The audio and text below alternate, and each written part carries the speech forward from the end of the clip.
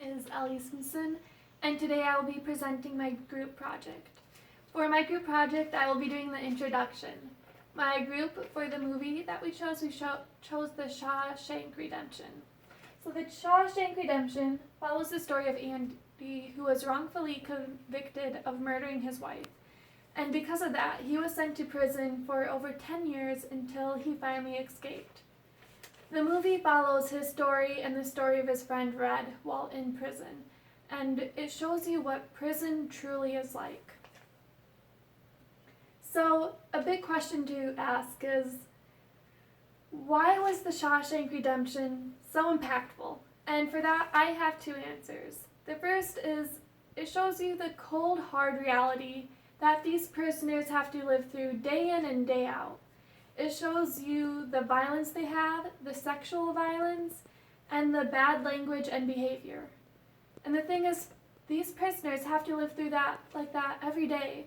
And I'm glad that they didn't sugarcoat it at all, and that they didn't make it a PG movie, and they showed you what it actually is like. The second reason, I believe, is that it shows you that there's still good people, even in situations like this. It shows you Andy, and even when he's in prison and all this is happening to him all the time, you still see him playing music for the others, even though it will get him in trouble. He's teaching the others how to read and helping them get their education, and you see him doing things like this to help better the life of other prisoners, even though his life is horrible and he didn't even kill anyone.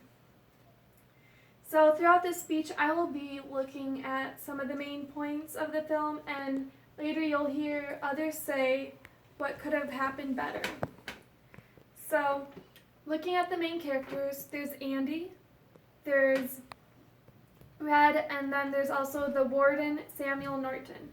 So, Andy, throughout the movie, he's a very kind character, and he's very hardworking, and in this helpless situation, he somehow rises to the top because of his sheer willpower and his kindness towards others that gets the attention of even the guards. The second person is Red, who, even though he did actually murder someone, you see that he's very kind to his friends there, he's very nice, very friendly, and that he has his own system made even in prison. And the last person, who I find to be the most interesting character, is the warden, Samuel Norton. And you see throughout the film that he has a very huge ego, that he's very self-righteous, very self-centered, and that even though he himself is committing crimes and he is stealing money from others, you see that he still looks down on the other prisoners, even though he himself actually goes and he kills someone. And you see that even through that, he still thinks of himself as better than everyone else. So the last thing I'm going to look at is how it relates to an essential guide to public speaking. So an essential guide to public speaking, it has 7 main concepts, and that is speaking to the world, naming responsibility, addressing challenges, listening well, crafting artfully, speaking truthfully, and being virtuous. And I feel that the movie does address the majority of these. So first, speaking in the world is showing God. And I feel the movie shows how some people show God. And that's with the warden, and he does that the wrong way. He shows judgment on the people. He makes it so that no one would want to come to God, because he makes it seem very unloving, very cold, very harsh. And I feel some Christians do show God that way, and that we shouldn't try to do that, and we should just try to accept everyone. The second is naming responsibility, and that's talking about how people give different types of speeches, and I feel that one person who does this throughout the movie is Red. He does the 3 types of speeches throughout the movie. He informs, he entertains with his stories, and he persuades.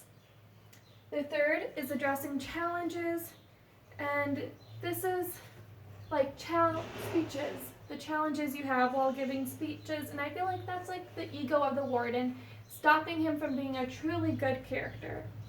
The fourth is listening well, so having good sources, and I feel like that is addressed when they finally talk to someone and they find out that Andy isn't actually guilty of the crime. The fifth is crafting artfully, and that's just making a good speech I feel like they didn't really have that in the movie. They had a lot of good one-liners, but not really like a big full-on speech. The 6 is speaking truthfully, which is like wisdom, honesty, and I feel like that's Andy throughout the speech. He's very honest and wise and hardworking throughout the whole situation. And the 7th is being virtuous, and we don't really see this in the movie, but we see that's what all the prisoners want.